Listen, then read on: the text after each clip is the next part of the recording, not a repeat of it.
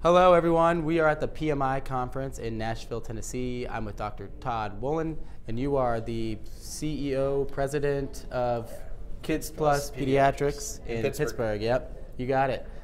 So you just gave an awesome talk about customer experience.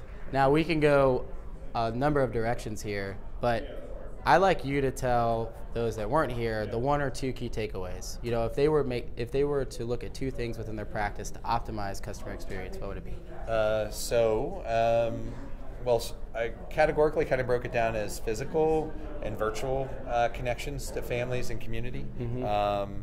And I think that those are really, really the two that I would always focus on first. So if your practice is physically not looking great, that makes a difference. And I literally went down to detail, some granular detail about vertical wall coverings, things like that, which actually present a cost, also can make your office look kind of crappy. So we talked about like vinyl wall coverings. Look at any hospital now and you'll be able to see what those look like.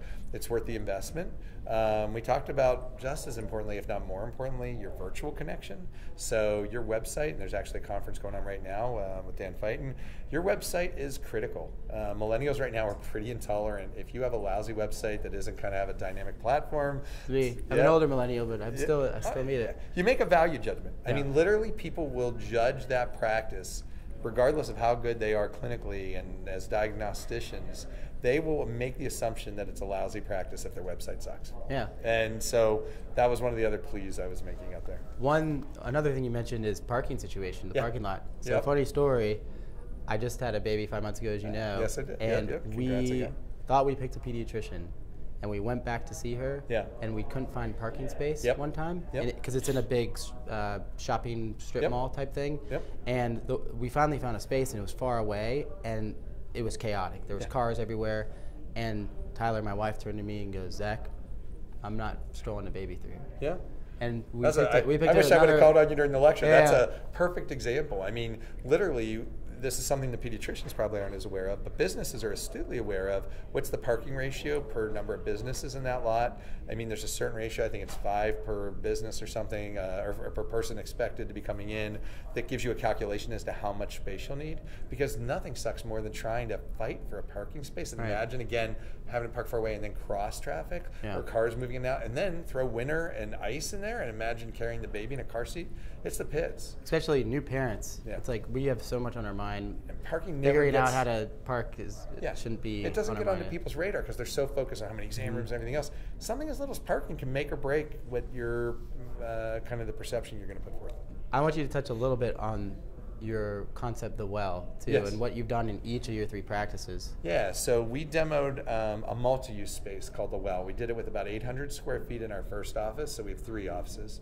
And it was empty, kind of shelled out space. It was nicely, finished with carpeting and nice. We're into high ceilings and natural light. If you look at any new business, particularly in healthcare, it gives you a sense of kind of wellness to just be in a space like that. Part of the reason we named The Well is wellness, and also a place to gather around the well. And in there we do mom-to-mom facilitated groups. We do in-services. We do classes on puberty. We do classes on sleep. It becomes a real point of focus for the community. So one thing I didn't say in there, I made mention that people should view their practice as a destination. That's how we do view ourselves, rather than a place just for sick or well care. But I forgot to mention, people rent the well out for birthday parties. Imagine going to your pediatrician's office for a birthday party. But we have it all the time. Yeah, that's great. How many PMI conferences have you been to? Have you been to all 4? No, I'm thinking if it's the 2nd or 3rd. I've definitely been to 2. I think it's my 2nd. I don't think I was at the one before that.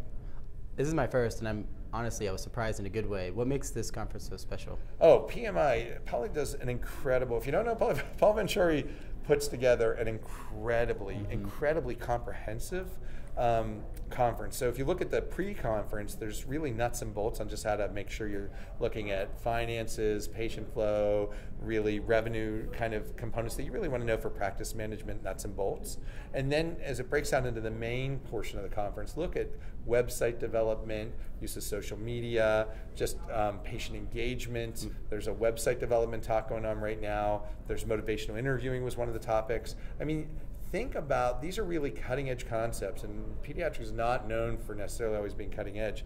But if we're going to keep up particularly independent groups, or somebody who's thinking of going out on their own, or if you're part of a large group but you think you can have some sway in that C-suite, these are the kind of things that will make a pediatric practice really be more relevant and more powerful in the care that they deliver. And that's why this is, I think, critical information. I love the conference. And I think he broke over 350. I think it was like 370 people this year.